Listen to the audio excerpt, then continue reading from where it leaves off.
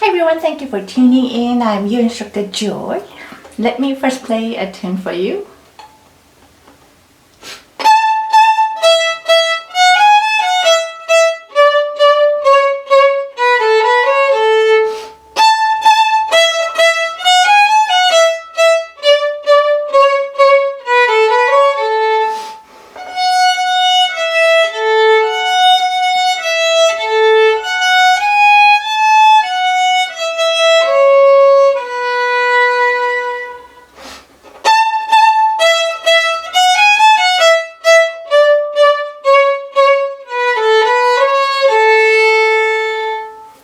This was Allegro from Suzuki Book 1. Thank you very much for tuning in. Thank you very much for your continued support. I feel very, very blessed to have you here with your kind questions, comments, volunteering with your time, supporting me here and also my Patreon page, booking lessons with me, sharing your ideas with other violinists. It's very, very beautiful that what's going on. Thank you very, very much. So this video is an answer to a subscriber, actually subscribers, because I got a lot of questions from many violinists how one could practice properly, or how one could plan proper, efficient practice. So I thought that was a brilliant question because we all have that question. Now this is a relatively piece that a lot of violinists learn from early stage. Not very, very beginning, but in the earlier level. You can find it from Suzuki Book 1. Suzuki Book 1. And so I thought I will show you how to practice using this particular piece. There's a lot of topics, a lot of things that one could talk about this topic, but I'm going to more focus today in this video how one could actually practice using specific piece. Okay, let's say this is our new piece that we have to learn. This is Allegro by Suzuki. So when it comes to piece, a lot of violinists just start playing from beginning, and because we heard how it sounded and we want to make it sound right away, which is fine if you try just once or twice. But then after once or twice maximum, you need to stop playing it through, because now most likely, with few exceptions of course, most likely most of us cannot play perfectly. That means we have to stop and now start practicing. That's where proper practicing starts. Wrong practicing would be continuing playing from beginning to the end until somehow it happens. That should be avoided. Okay, now let's first start. So let's first check what kind of key signature it is. We have three sharps: F sharp, C sharp, and G sharp, which is in the key of A major.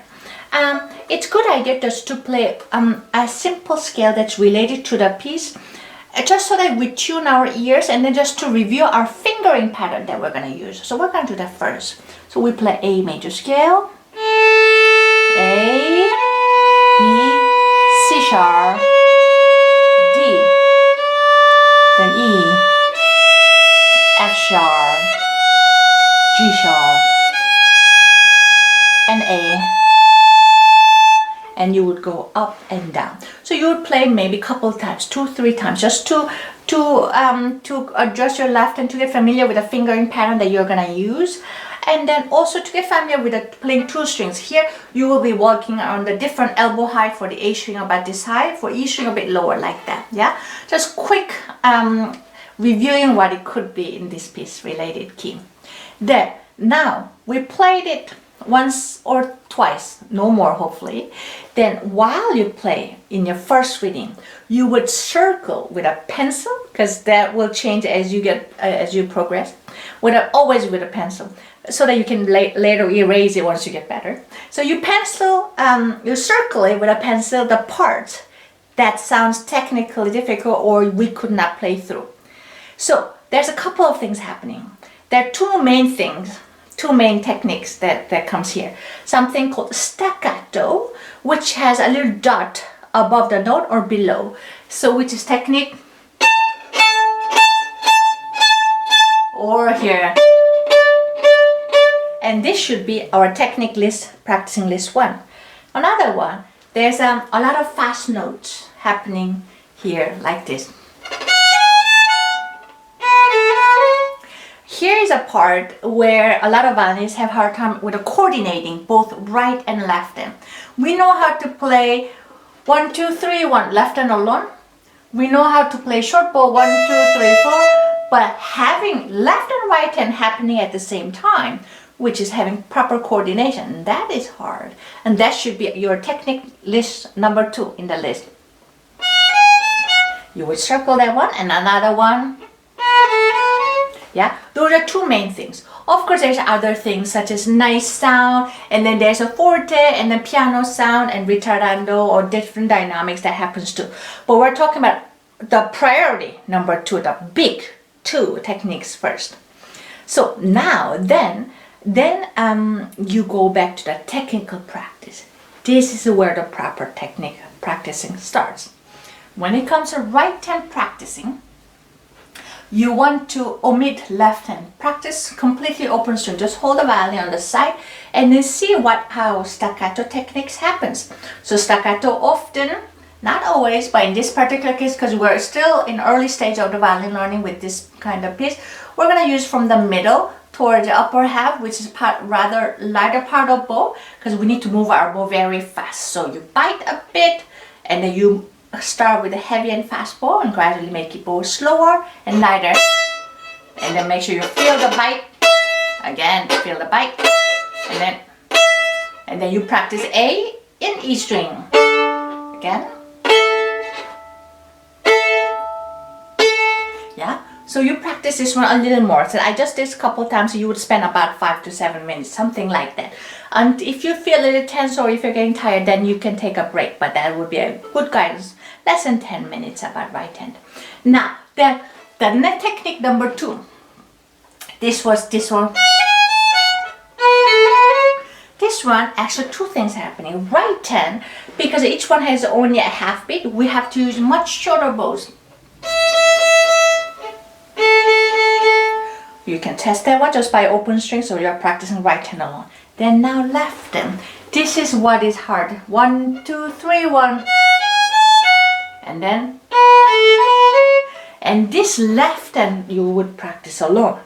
Now, when you do that, just like when we're working on the bow technique, we ignore the left hand, we work only right hand by playing open string. Same thing happens with the left hand technique. When you're practicing left hand, ignore the bow technique, bowing that's been used for the piece, which was here in the piece. It's written with a short bow détaché, down, up, down, up. Also here, down, up, down, up. We want to ultimately get there, but for now, allow the left hand to practice with a different kind of bow stroke. Good thing would be try to slur 2 notes first. The next one. When it comes to left hand control, often we get left hand overly tense and that becomes a little hard. In order to control, we need to have the left hand calm, or we call it relaxed. Because both arms are attached, when we slur with the right hand, left hand tend to imitate the motion by moving a little more calmly. That's why we like to slur. So you first to slur, or change, make sure you change bow, down, up, or up, down. So we're gonna start this time, up bow. And then you do the other one. Then, or down bow. Then as you do that, you're gonna see the left hand, try to find the way, the most comfortable way. I mean, comfortable in a relative way, because we're twisting our left arm, it's already uncomfortable. So make sure, see if you can adjust your left elbow, slightly moving right and left, and then make sure your thumb is not pressing too hard to make this left and difficult moving, a fast moving left hand as easy as you can. And then after you're done, then what you do, then you will spend a little more time after that one. Then you would apply the bowing that you're going to use as it's printed, but with pause. What we're going to do is wait, place a second finger, then up, place a third finger, make your first finger work available. while we're training is having the left finger always prepared ahead of the right hand, because that's important factors when it comes to coordination. Left and right hand has to happen at the same time, but at the end we have this every noise happening because it's very hard to time it precisely. What we do is almost always when there's a lot of things happening, we spread out the actions, so either left hand gets placed earlier or right elbow gets prepared earlier. In this case, we're training the left finger get ready as soon as possible, like this. As soon as you stop first finger, have it ready. By doing that one, you're training the left hand to be ready. Notice that one. I'm placing the next finger at the end of the previous finger. As soon as I'm done with the previous finger, I'm placing it. What you should not do is this. While you wait, you do nothing, just wait and be in the air. So this is just waste of time. So what you should do is while you play, first finger, as soon as you're done, you place it.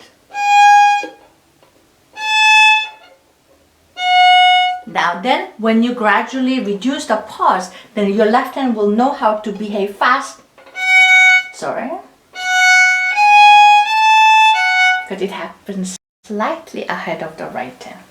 Now, let's say if you practice all that one, then you can play a little bigger chunk. Again, not still from beginning to the end. See if you can do just a small session. So now let's do staccato review again. And then you place with the left hand. And then go to the next staccato part, which is and the A string, 1, 2, 3. Make sure each one has a bite, and then you would play a little more each technique like that. Then you go to the next one. So the next one was coordination. See if you can do, yeah. After you master these two techniques, then the next step would be putting it together. So now you would work on transition. Now we want to work on transition of staccato to the fast part, back to staccato. Remember we have this one, then it happens. And even though it's just 2 measures, a lot of things are happening, so don't play through over and over. What we want to do is a transition from one technique to the next and back and forth. We want to be able to do staccato, fast one, and you practice like that, open string first. And see if you can apply left hand also. If necessary, you stop wherever you need. For example,